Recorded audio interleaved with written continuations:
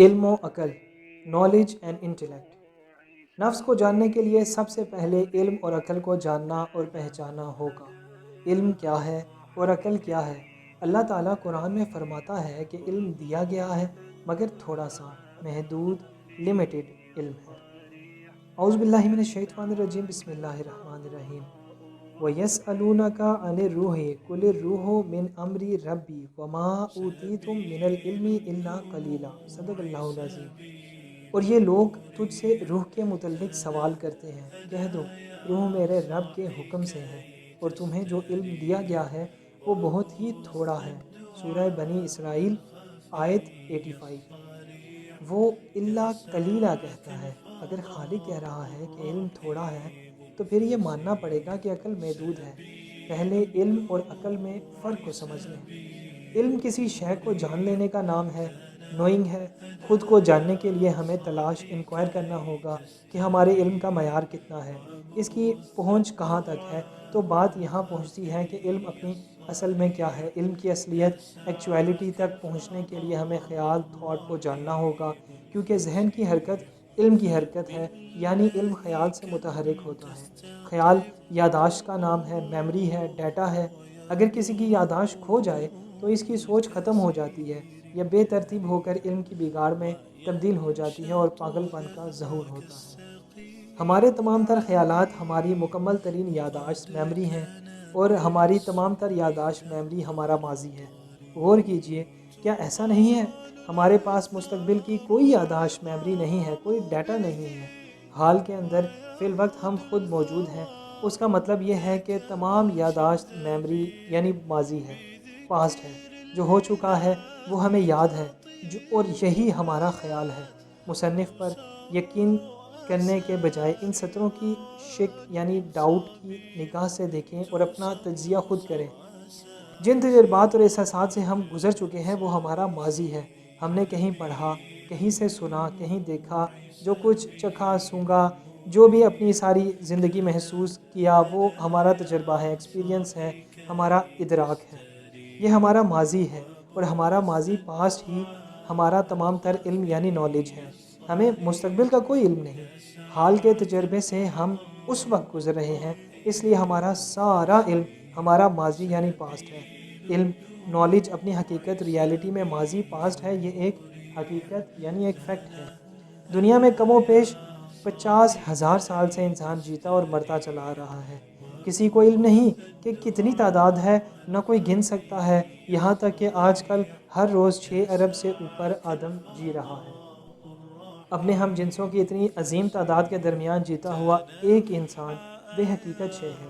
اس کی تجربات لازم ہیں کہ محدود تر کہلائیں، کیونکہ اس کی ذاتی زندگی ایک محدود دائرے میں چل رہی ہے۔ اس لیے کہ اس کے پاس ماضی کی صورت میں جو معلومات موجود ہیں، جسے وہ علم کہتا ہے، وہ الا قلیلا ہے، دیا گیا مگر بہت تھوڑا سا، لمیٹڈ۔ عقل، انٹلیکٹ اس علم کو استعمال کرنے کا نام ہے۔ کسی بھی صورتحال میں ہمیں جو فیصلہ کرنا ہے وہ عقل ہے، جس کی بنیاد علم ہے۔ چونکہ ہمارا علم محدود ہے، اس محدود علم کی بنیاد پر روزمرہ زندگی کے جو چھوٹے بڑے فیصلے ہم روزانہ کرتے ہیں وہ بھی انتہائی محدود حیثیت کے حامل ہوتے ہیں۔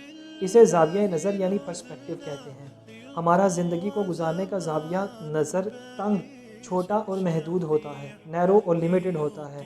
اسی لیے ہم حادثاتی انسان یعنی ایکسیڈنٹل بینگ کی طرح زندگی گزارتے ہیں۔ ہمارے فیصلے کی، ہماری عقل کی اور ہمارے علم کی کوئی بنیاد نہیں ہوتی۔ ہم اپنے تمام فیصلے اپنے ماضی کے تجربات کو مد نظر رکھتے ہوئے کر رہے ہوتے ہیں۔ ایسے محدود تر زاویہ نظر سے ہم سچ تک کیسے پہنچ سکتے ہیں؟ ہم حال یعنی پریزنٹ میں بیٹھ کر اپنے ماضی، پاسٹ کا تجزیہ، انالیسس کرتے ہوئے اپنے مستقبل یعنی فیوچر کے خد و حال بنانے اور اسے تبدیل، موڈیفائی کرنے میں مصروف ہوتے ہیں، جبکہ ہمیں تخلیق کرنے والا ہمارا مالک ہمیں کہتا ہے کہ کوئی زیرو نہیں جانتا کہ وہ کل کیا کرے گا۔ اعوذ باللہ من الشیطان الرجیم، بسم اللہ الرحمن الرحیم۔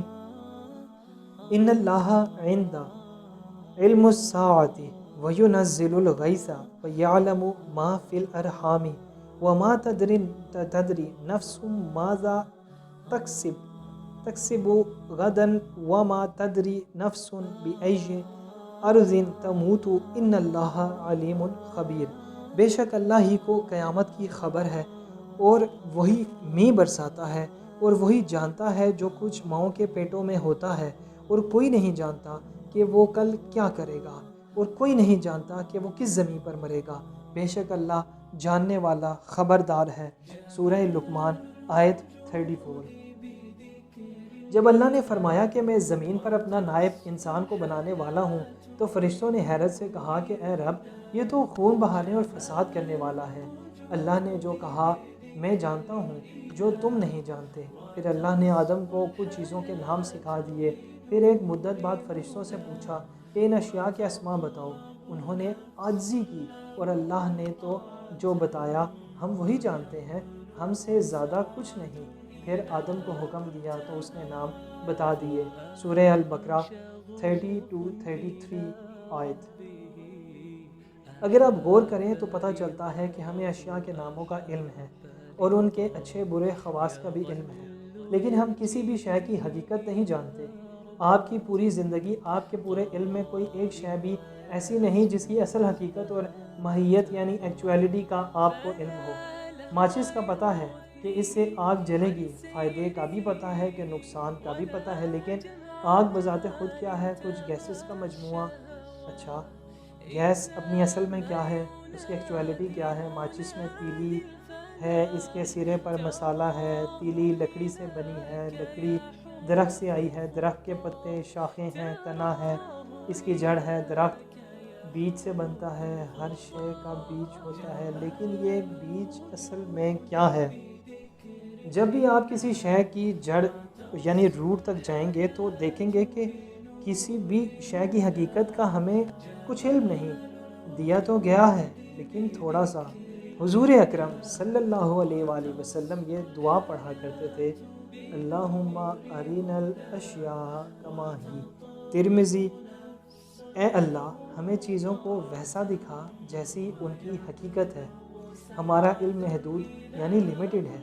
जब तक हम इस हकीकत को समझकर मान नहीं लेते तब तक असल इल्म का दरवाज़ा हम पर नहीं खुलता, ना ही नफ्स का तज़किया हो पाता है। फरमाया, रब्बे ला शरीक ने इंसान जालिम, वायलेंट और जाहिल, इग्नोरेंट है। तो हम अपने रब की इस स्टेटमेंट को क्यों नहीं मानते कि हम जाहिल हैं? मानेंगे नहीं तो जहल का तिलिस्म कैसे टूटेगा? औज़ु बिल्लाहि मिनश शैतानिर रजीम, बिस्मिल्लाहिर रहमानिर रहीम। इन्ना अरज़नल अमानता अलस समावाति वल अर्ज़ी वल जिबाली फ़अबैना अन यहमिलनहा व अशफ़क़ना मिनहा व हमलहल इंसान इन्नहु काना ज़लूमन जहूला। हमने इंसानों और ज़मीन और पहाड़ों के सामने अमानत पेश की और फिर उन्होंने इसके उठाने से इनकार कर दिया और इससे डर गए और इसे इंसान ने उठा लिया। बेशक वो बड़ा जालिम, बड़ा जाहिल था। सूरह अल-अहज़ाब आयत 72। इल्म और अक़ल के अलावा भी एक शय हमारे पास है जिसे शऊर कहा जाता है। ये एक बड़ी आँख, एक वसी तर ज़ाविया नज़र है।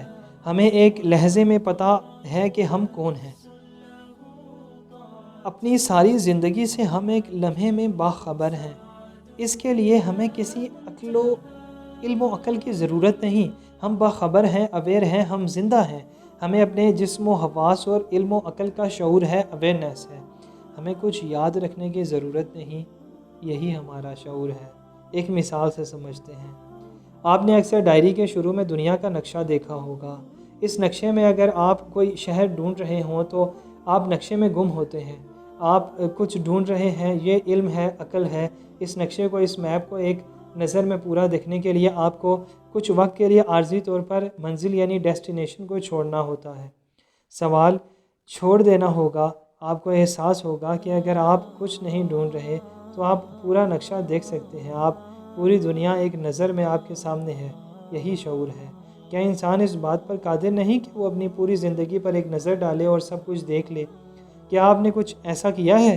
क्या वजह है कि हम बाशऊर होने के बावजूद बेशऊरी की ज़िंदगी को तरजीह देते हैं? हमें सारी ज़िंदगी छोटे छोटे मसाइल के हल में मसरूफ़ आदमी ख़ुद को पूरे तौर पर देखने को तैयार नहीं होता।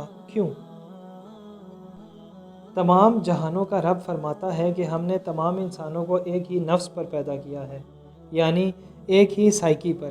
ہم سب کی ایک ہی نفسیات ہے، ایک ہی سائیکوسس ہے۔ اس لیے جب میں لکھتا ہوں تو وہ آپ ہیں، اور جب میں آپ لکھتا ہوں تو وہ بھی میں ہوں۔ یہ ہی بات ہے، سب میں ایک ہی نفس کار فرما ہے۔